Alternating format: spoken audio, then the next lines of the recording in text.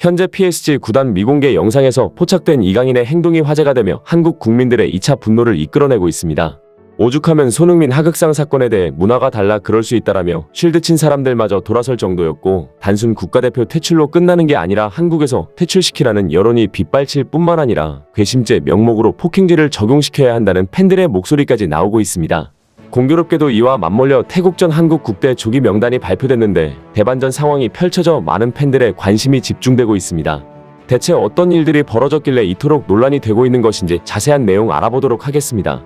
한국 축구의 미래로 평가받은 이강인은 지난달 카타르 아시안컵 준결승전 전날 대표팀 캡틴 손흥민과 충돌하는 이른바 탁구 게이트로 국민적 지탄의 대상이 됐습니다.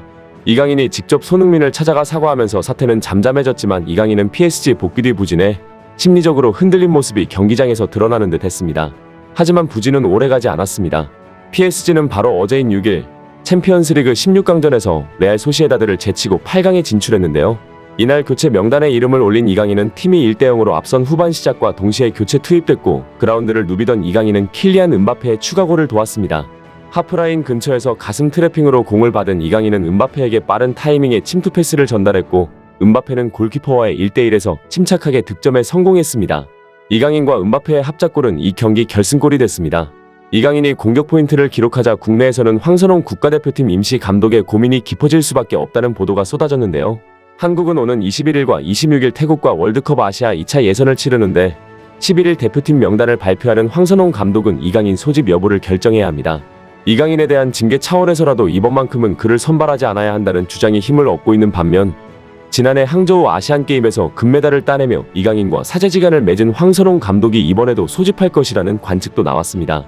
하지만 최근 이강인 선발을 지지하는 팬들조차 음바페에게는 손흥민과 정반대로 행동하는 것을 보고 국대 퇴출이 아니라 한국에서 퇴출시켜야 한다고 입을 모아 말했는데요.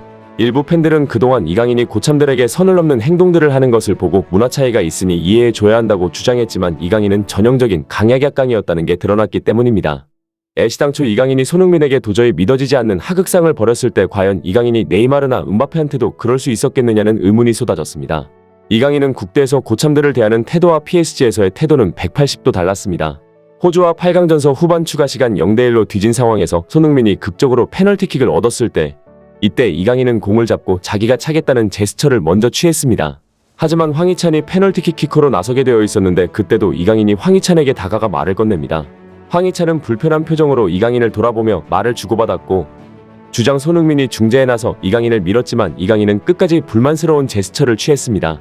또 이강인은 팬들 앞에서 에어팟을 빼라는 선배들의 말에도 간장타는 듯이 웃기만 했고 끝까지 말을 듣지 않았으며, 이미 여러 선수의 인터뷰에서 이강인은 무례하다라는 게 입증됐습니다.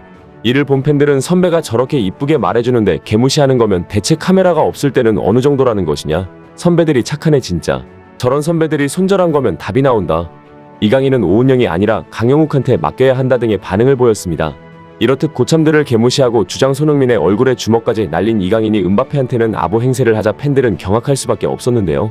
PSG 팬 포럼에 의하면 공항 미공개 영상에서 이강인은 음바페의 가방을 들고 있었고 음바페가 자신의 가방을 다시 달라고 했습니다. 그런데 이강인은 음바페를 인자한 표정으로 바라보며 자신이 가방을 들어주겠다고 말하며 끝까지 음바페의 가방을 들고 갔습니다. 일부 팬들은 원래 이강인의 가방인 것이 아니냐며 반론을 제시하기도 했지만, PSG 팬 포럼에는 음바페가 가방을 들어준 이강인을 착한 아이라고 말한 후 일단 인터뷰까지 올라왔습니다. 사실 어떻게 보면 별것 아닌 일이지만 많은 팬들은 그동안 이강인이 국대 고참들에게 보였던 태도와는 상당히 괴리감이 있다며 색안경을 끼지 않으려 해도 낄 수밖에 없는 상황이라고 일갈했습니다. 이강인이 자유로운 분위기의 유럽에서 선수 생활을 보냈으니 무례한 태도를 이해해야 한다는 일부 의견도 있었는데, 알고 보니 전형적인 강약약강 스타일이었던 겁니다. 애초에 문화 차이라는 게 말이 안 됐던 게, 손흥민 또한 유럽에서 청소년기를 보낸 후 선수로 데뷔했기 때문에 단순히 문화 차이에 따른 갈등이라고 보기는 어려우며, 자유분방할 거라는 편견과 달리 유럽도 엄연히 나이 차이에 따른 존중과 소통 방식이 있으며 특히 스포츠 계열에서는 더 엄격한 게 맞습니다. 손흥민 하극상 사건은 선후배 관계 이전의 사람 간의 기본적인 예의를 지키지 못한 것이고, 게다가 손흥민은 단순한 선배도 아닌 팀의 기강을 잡고 선수 관리에 책임이 있는 주장입니다. 또한 네티즌들 사이에서는 만약 이강인의 고참 선배가 손흥민이 아닌 한 손가락으로 유명했던 홍명보, 이천수, 김남일, 기성용, 이의룡 등이었다면 덤빌 수 있었겠느냐는 비난도 나왔습니다.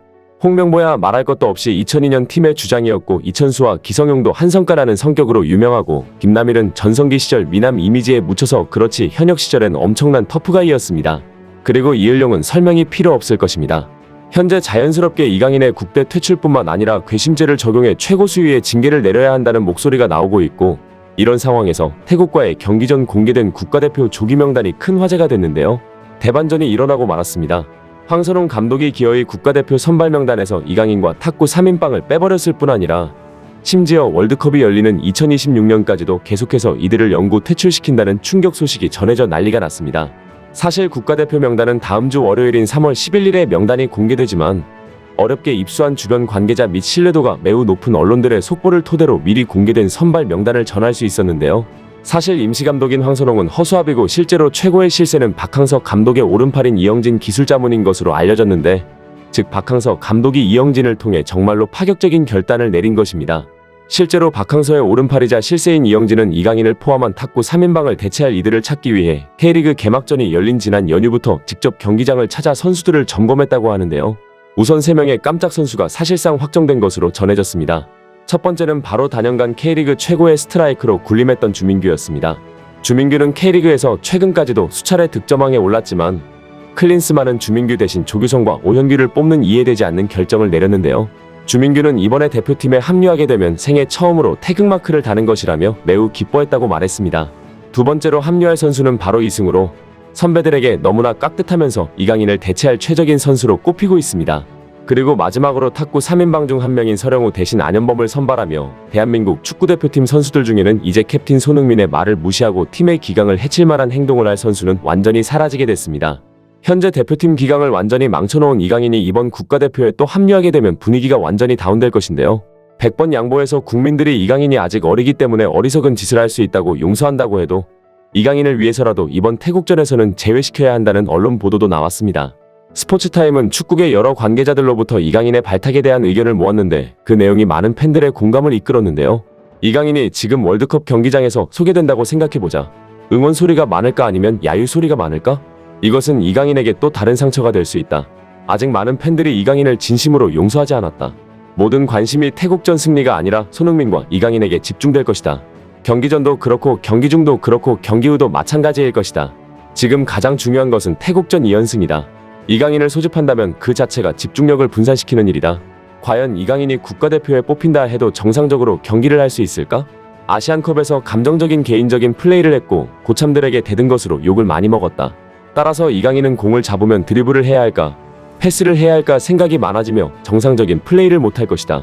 이강인이 아무리 멘탈이 강하다고 해도 그는 손흥민을 의식할 것이다. 요르단전에서 이강인이 손흥민에게 패스 3번밖에 하지 않은 것은 기사화도 됐다. 공을 잡으면 손흥민을 먼저 볼 것이고 억지로 패스를 많이 하려고 할 것이다. 이렇게 해서 팀플레이가 될 수 있을까? 이강인은 어떻게든 방해만 될 것이다.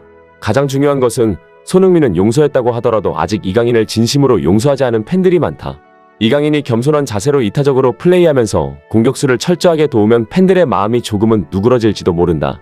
하지만 그 전보다 이강인은 고참들에 대한 태도를 바로잡아야 한다고 전했습니다. 여러분들의 생각은 어떠신가요? 댓글로 의견 남겨주시면 영상 제작에 적극 반영하도록 하겠습니다. 감사합니다.